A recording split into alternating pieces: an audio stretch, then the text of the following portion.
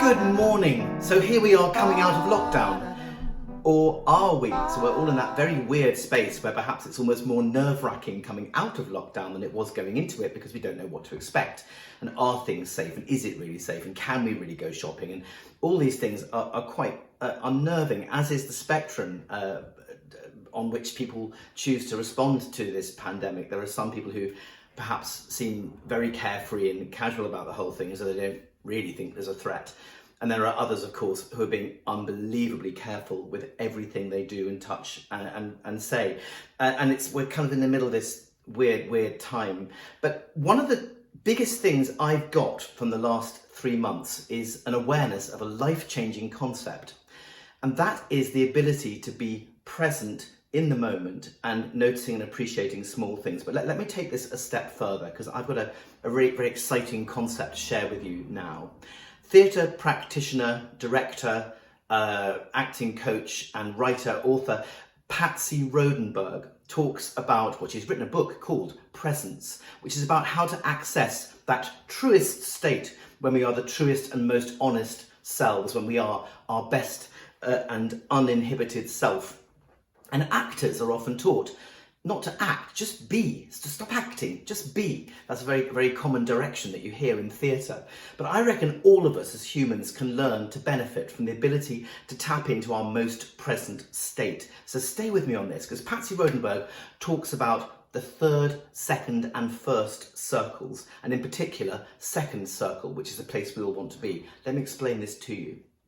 So first circle is when we're perhaps feeling slightly inhibited, or maybe embarrassed, maybe shy, a bit turned in, likely to kind of hide in a corner, metaphorically or literally. And it's not always a very comfortable place to be. We might retreat into first circle. We might hide in first circle. Going to the other extreme, third circle, is when we're kind of overlaying stuff. We're being a bit of a flamboyant party animal, and we're quite out there.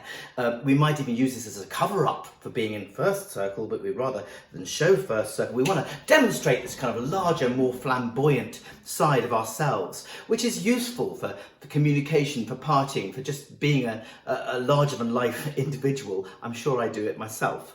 But it's not necessarily the most true us. There's a mask involved, there's a cover-up job perhaps. It's a coping strategy. Second circle is when we are being most true to ourselves.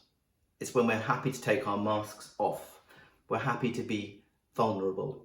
We're happy to be open. We don't need to pretend, and we don't need to run away. We can just be that real, honest, loving, caring human being that we are perhaps happiest, and that's the key word, being.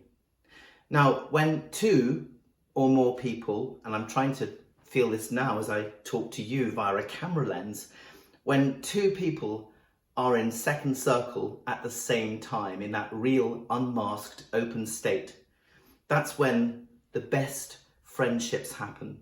It's when the best teaching happens. It's when the best relationships happen.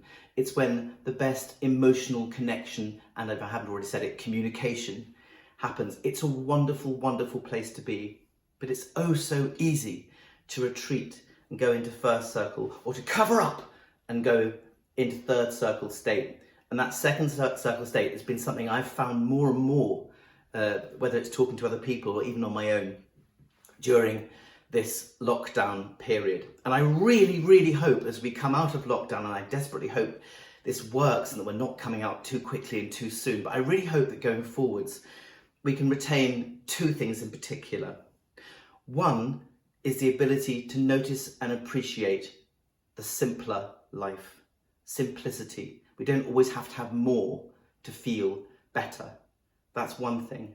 And the other thing is to carry on being more compassionate for one another, because this has really come out of this.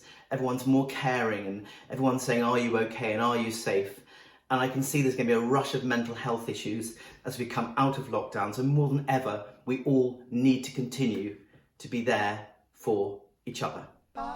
Speak again soon. Bye for now.